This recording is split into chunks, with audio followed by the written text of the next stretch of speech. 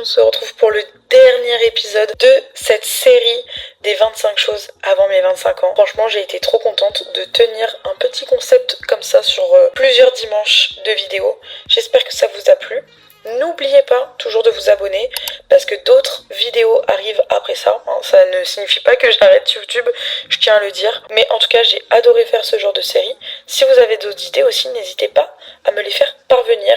Je vous souhaite une bonne vidéo et un bon dernier épisode.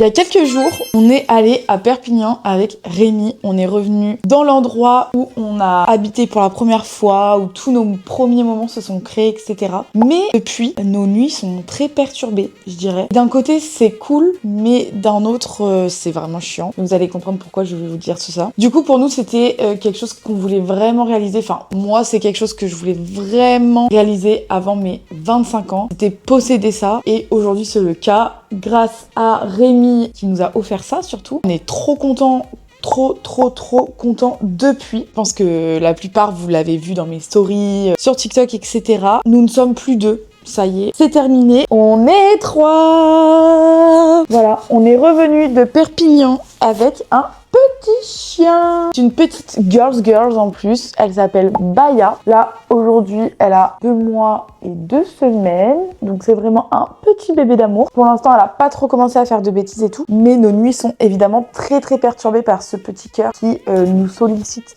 tout le temps, qui a besoin de nous tout le temps, parce que c'est un bébé quoi finalement. Regardez-moi ce petit cœur, c'est une vraie pacha. Hein. C'est elle mange, elle joue, elle dort. Il n'y a pas de demi-mesure. C'est une girl qui est très flemmarde et qui adore jouer. Elle adore ses parents parce que à chaque fois, elle leur fait la fête. Un peu peur au début parce qu'elle mettait du temps à s'adapter, mais bon après voilà, c'est normal, c'est un bébé qui a été enlevé à sa maman. Donc c'est aussi normal. On est tellement content de l'avoir accueilli chez nous. Enfin, ceux qui me connaissent savent que j'ai une passion innée pour les teckels, genre vraiment dans la maison. On en retrouve partout, que ça soit de la déco, que ça soit des peluches. Moi, c'était vraiment mon rêve d'avoir un teckel. Moi, je suis trop contente. Rémi est très content aussi d'avoir cette petite girls à la maison. Cette petite pépette, elle fait un peu la timide à la caméra. J'avoue que c'est la première fois qu'elle voit la caméra, donc elle est un peu shy de vous dire bonjour. Et en plus, c'était vraiment un signe pour nous. C'était à Perpignan, quoi. Alors là où tout a commencé. C'était encore plus un signe pour nous. Je voulais trop vous la présenter. Et évidemment que c'était dans ma liste d'avant mes 25 ans.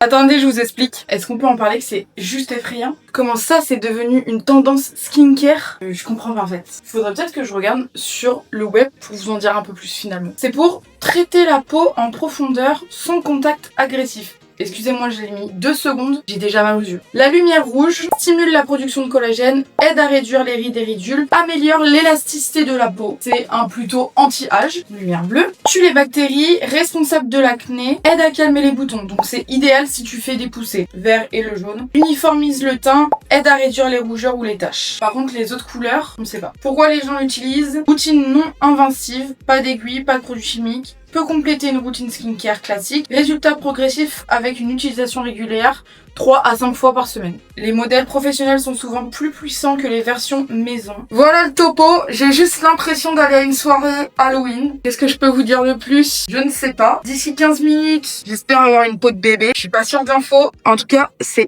très désagréable sur la peau. C'est effrayant, je suis désolée, c'est effrayant. Genre celle-ci, je l'ai achetée à Action. Donc c'est pas du tout la marque qu'on voit le plus souvent, la Milskin ou je sais pas ce que c'est la marque là. Ou ce masque du coup est plus plat. Alors que là, genre, ça a vraiment l'apparence d'un visage. Écoutez, franchement, je sais pas trop si je vous le recommande. Ça fait super mal. Et pourtant, c'est pas du tout sérieux parce que ça glisse. Ça me fait super mal. Vraiment, c'est ouf. Je pense qu'il faut être comme ça. Et il faut avoir les yeux fermés. Enfin, j'ai pas compris en fait. Je voulais grave le tester. Bah, c'est chose faite. Mais chose qui... Je ne sais pas si je vais vraiment l'utiliser quoi. Je sais pas si cet achat... Non mais je meurs d'être comme ça. Je sais pas si cet achat était très nécessaire finalement. En tout cas, si vous en cherchez un à prix réduit, Action, il est à 12 €. Que la vraie marque MDR, 800 balles, ça y est. Qui fera sûrement rien de plus que la gueule que j'ai aujourd'hui. Bon, voilà. C'est désagréable au possible en plus là, ça me fait trop mal. Ça m'appuie sur l'arcade, c'est horrible. C'est désagréable, je vous jure, c'est... Voilà, c'est ce qu'il faut retenir, c'est désagréable. Je sais même pas si on m'entend correctement, j'ai l'impression que je suis dans une fusée là. Ah, je vous jure, et cette lumière, c'est infect. Non mais MDR, il y a une soirée Halloween là ou quoi?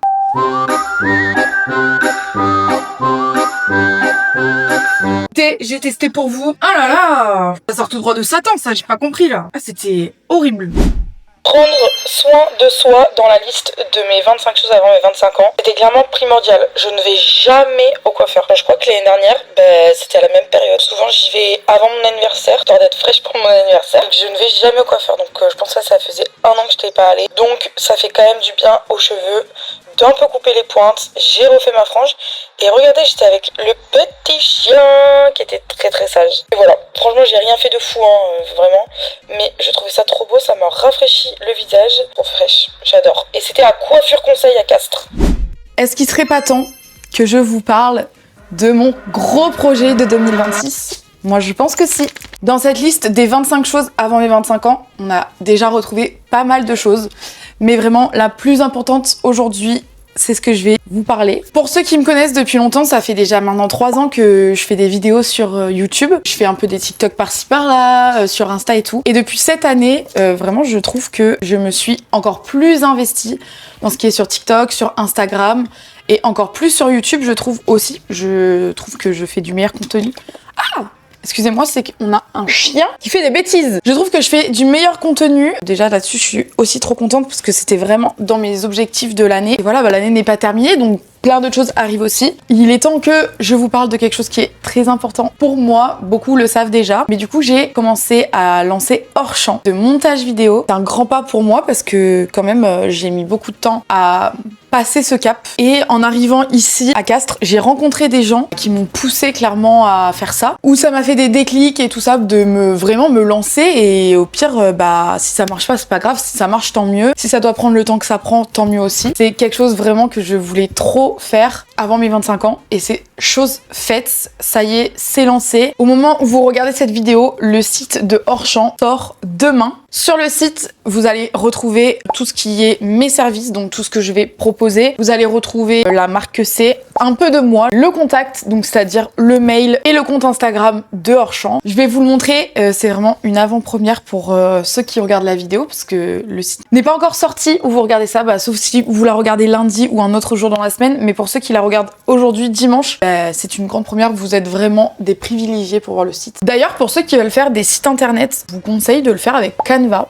Moi, c'est exactement ce que j'ai fait. Souvent, quand vous créez des sites, c'est payant de les mettre ensuite sur internet. Et avec Canva, ce ne l'est pas. Donc c'est aussi pour ça que j'ai fait, parce que moi, le site internet, c'est juste ma vitrine où vous retrouvez qu'est-ce que c'est Hors-champ, qu'est-ce que les services que je propose. C'est vraiment juste une vitrine parce qu'on ne peut pas acheter dessus. Vous voyez, j'ai pas besoin de Shopify, etc. Il n'y avait pas grand intérêt non plus à payer pour que ça soit sur internet. Donc je me suis dit, je vais faire avec Canva, comme ça aussi j'ai plus de possibilités à faire ce que je veux, parce que sur d'autres sites, c'est très limité en termes de design, etc. Voilà, c'est le site Hors-champ avec la page d'accueil. Ici, un petit topo sur moi, service que je propose. En fait, on voit vraiment rien du tout là. Ce qu'est Hors-champ, ça c'est à propos de la marque et ensuite les contacts. Je suis trop contente d'avoir passé ce cap. Je sais que ça va prendre aussi du temps parce qu'il faut se faire connaître, il faut se faire des clients. Donc franchement, je me mets pas trop de pression non plus. J'ai déjà un client, donc déjà je suis trop contente. Je viens juste de lancer. J'ai déjà 2-3 autres clients potentiels où c'est encore en discussion. Donc je suis ravie. Tout ce dont j'ai rêvé Ceux qui me connaissent savent que c'est un rêve de pouvoir vivre de ça, mais je l'espère dans un avenir très proche que ça sera le cas. Et je vais travailler sans relâche et c'est tout ce que je vous souhaite aussi, de vraiment aboutir à tout ce que vous souhaitez. C'est aussi ce que les réseaux m'ont apporté, c'est la confiance en moi et de ne jamais s'arrêter à ce qu'on peut dire. Et franchement, c'est vraiment ce que je vous souhaite. Genre vraiment, c'est répétitif. Vous avez envie de faire des vidéos sur les réseaux, mais faites-le. Peu importe ce que vous ferez, les gens vous jugeront quoi qu'il arrive. C'est vraiment le conseil que je vous souhaite. Genre même si c'est pas un truc par rapport au réseau, genre lancez-vous. Si ça marche pas, bah c'est pas grave, vous recommencerez d'une autre manière qui fera que peut-être ça marche. C'est la meilleure chose que je me souhaite, que ça fonctionne. Et que si c'est pas le cas, et bah c'est pas grave, j'aurais appris de ça. Genre ça sera pas un échec, ça sera juste une leçon à retenir. J'aurai pas de regrets parce que j'aurais essayé. Et franchement, c'est le plus important de ne pas avoir de regrets. Je vous souhaite trop de faire trop ce que vous avez envie en fait. Genre peu importe si ça plaît aux gens ou pas. Le plus important aussi dans tout ça, c'est l'entourage. À savoir que j'ai un entourage, je pourrais même pas mettre de mots dessus. Des gens qui me lèvent vers le haut, mais plus que tout. Que ce soit ma famille, que ce soit mes amis proches, tout le monde me soutient. Et c'est aussi pour ça que je pense que j'ai un peu glow up sur les réseaux, parce que avant ce n'était pas du tout le cas. Et aujourd'hui, ça l'est, et je rends fière mes parents, je rends fière mon copain, je rends fière ma meilleure amie, je rends fière les gens autour de moi, et c'est tout ce qui compte. Et c'est ce que je vous souhaite. Ça fait 10 minutes que je parle, mais franchement, c'était important de le dire. Prenez mes conseils, vraiment je vous le souhaite. Pour une fois, je vous jure que c'est des vrais conseils et pas des conseils à la légère. Si vous avez envie de faire un truc, faites-le. Ma liste d'objectifs de 2026 est déjà presque remplie, alors que nous sommes juste en mars, donc voilà. Ok, nouvelle recette que j'avais trop envie d'essayer, les pâtes à la vodka. Je sais pas si vous connaissez, hyper trendy en ce moment. Il y a plein de gens qui la font. Ça fait longtemps que je la vois cette recette parce que Andy est là, ça fait partie de ses plats préférés. Donc ça fait très longtemps que je la vois cuisiner ce genre de plat. Donc j'ai tous les ingrédients qu'il me faut. Il faut bien sûr des pâtes, de la vodka, de la sauce tomate, de la crème. On va commencer par faire chauffer les pâtes. Alors je vous rassure, avec la chaleur, l'alcool s'évapore. On prend de l'alcool, mais on va pas être bourré parce qu'on mange des pâtes à la vodka, parce que ça va être évaporé. Donc en soi, c'est juste un petit assaisonnement dans la sauce. J'ai mis mes pâtes à chauffer, donc là je vais commencer à faire la sauce. D'abord je viens mettre de l'huile d'olive, une cuillère à soupe. Il faut également 15 g de beurre. Franchement je vais pas en mettre beaucoup parce qu'on a déjà mis de l'huile. Au niveau des matières grasses, je pense que on est plutôt pas mal. Je mets mon concentré de tomates, il en faut une cuillère à soupe. Là j'ai déjà un bout de sauce. Est-ce que je peux mettre du fromage blanc à la place de la crème? Écoutez, je vais en mettre. Je vais mettre du fromage blanc. En vrai, c'est pareil, non? Regardez, ça donne ça. Et ça nous dit mélanger jusqu'à obtenir une sauce bien lisse. Il faut assaisonner, donc je vais assaisonner. Je vais mettre du sel et des herbes de Provence. Et donc là, on va venir du coup ajouter pour la 4e fois, je le dis, la vodka. La vodka, là par contre, on va quand même essayer de respecter 4 centilitres. Pour des raisons évidentes, je ne vais pas vous montrer la bouteille utilisée. Et écoutez, je vais un peu faire au pif. Je vais essayer de faire genre avec le bouchon. Ça dit par contre, il faut bien laisser cuire 2 à 3 minutes pour que ça s'évapore correctement. J'espère que le fait de l'avoir fait dans le désordre, ça va pas jouer. Le fromage blanc, j'aurais dû le mettre après avoir mis la vodka, mais genre j'ai fait à l'inverse. Enfin, j'ai mis le fromage blanc avant la vodka. Est-ce que ça va jouer? J'ai trop peur de goûter et que ça soit pas prêt, que je sois bourrée. En temps normal, je n'aime pas du tout la sauce tomate. Genre des pâtes bolo, genre j'aime pas du tout. Mais je vous avoue que cette recette, à chaque fois que je la vois, et à chaque fois, elle donne méga envie. Mais quand je vous dis méga envie,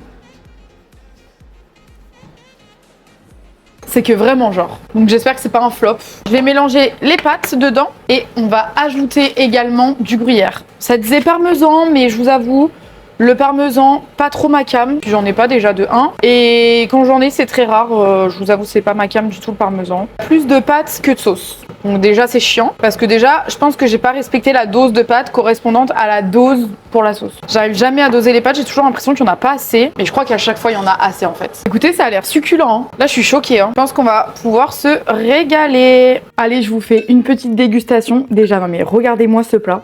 Je goûte.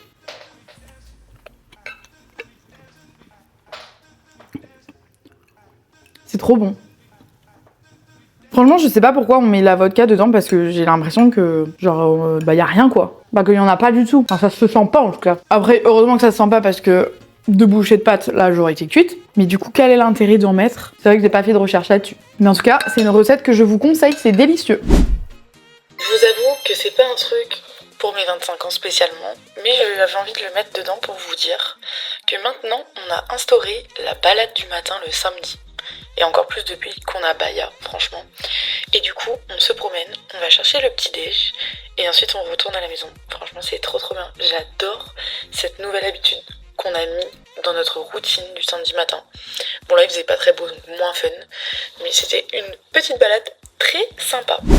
Cette fin de vidéo, je vais pas la faire en voix off cette fois-ci, je vais vous la faire de vive voix. J'ai trop aimé réaliser 25 choses avant mes 25 ans. Comme vous le savez, il y avait des choses un peu comme ci, un peu comme ça. Pas non plus des trucs de ouf comme on peut voir des grandes dames de YouTube qui font ce genre de concept. C'est des petites choses que j'avais envie de réaliser avant mes 25 ans. C'est des choses qui sont faites et donc je suis contente. J'espère que en tout cas, ce concept vous a plu. N'hésitez pas si vous avez d'autres idées de concepts, de vidéos que vous avez envie de voir sur la chaîne à me le dire en commentaire. Vous savez que je lis tout et que c'est avec grand plaisir que je ferai des vidéos que vous souhaitez voir, bien sûr. En tout cas, merci d'avoir suivi ces 4 épisodes. C'était le 4e et le dernier épisode. Ça y est, j'ai 25 ans. Vous voyez cette vidéo, mes 25 ans sont passés.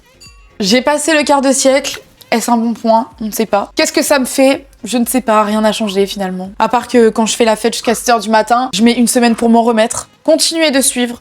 Abonnez-vous. Parce que quand même, ça n'est pas encore coché dans ma liste de 2026. Donc n'oubliez pas de vous abonner. Et on se retrouve dimanche pour une nouvelle vidéo. Je vous fais plein de bisous.